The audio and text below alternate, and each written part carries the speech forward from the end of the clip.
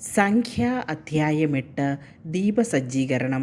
കർത്താവ് മോശെയോട് അരുളിച്ചെയ്തു, ദീപം കൊളുത്തുമ്പോൾ വിളക്കുകാലിന് മുമ്പിൽ പ്രകാശം പരക്കത്തക്ക വിധം 7 വിളക്കുകളും ക്രമപ്പെടുത്തണമെന്ന് അഹ്റോനോട് പറയുക. അഹ്റോൻ അങ്ങനെ ചെയ്തു. കർത്താവ് മോശെയോട് കൽപ്പിച്ചതുപോലെ വിളക്കുകാലിൻ്റെ മുമ്പിൽ പ്രകാശം പരക്കുമാറ് വിളക്കുകൾ ക്രമപ്പെടുത്തി. ചുവടുമുതൽ ശിഖരങ്ങൾ വരെ സ്വർണം അടിച്ചു പരത്തി നിർമ്മിച്ചതായിരുന്നു വിളക്കുകാൽ.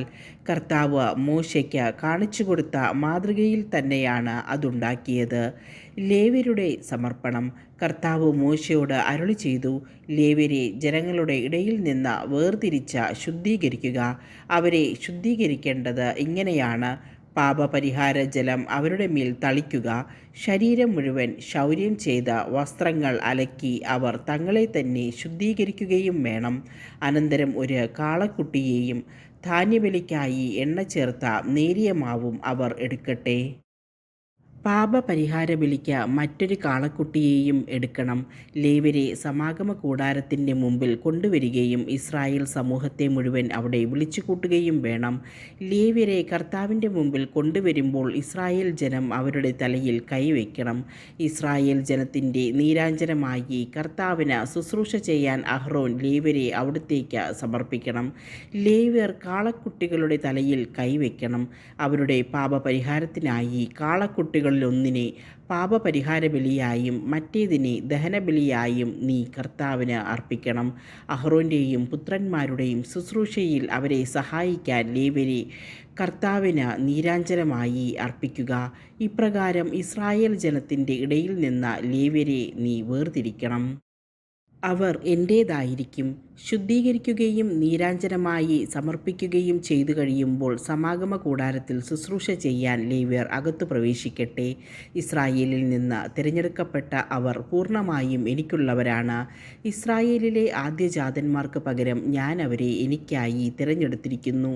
ഇസ്രായേലിൽ മനുഷ്യരുടെയും മൃഗങ്ങളുടെയും കടിഞ്ഞൂലുകളെല്ലാം എനിക്കുള്ളതാണ്.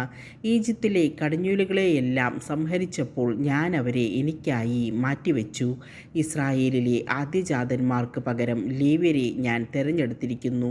സമാഗമ കൂടാരത്തിൽ ഇസ്രായേൽ ജനത്തിനു വേണ്ടി സേവനം ചെയ്യാനും അവർക്ക് വേണ്ടി പരിഹാര കർമ്മങ്ങൾ അനുഷ്ഠിക്കാനും ജനം വിശുദ്ധസ്ഥലത്തെ സമീപിച്ചാൽ അവരുടെ ഇടയിൽ മഹാമാരിയുണ്ടാകാതിരിക്കാനുമായി അവരിൽ നിന്ന് ലേവ്യരെ ഞാൻ തിരഞ്ഞെടുത്ത അഹ്റോനും പുത്രന്മാർക്കും ഇഷ്ടദാനമായി കൊടുത്തിരിക്കുന്നു.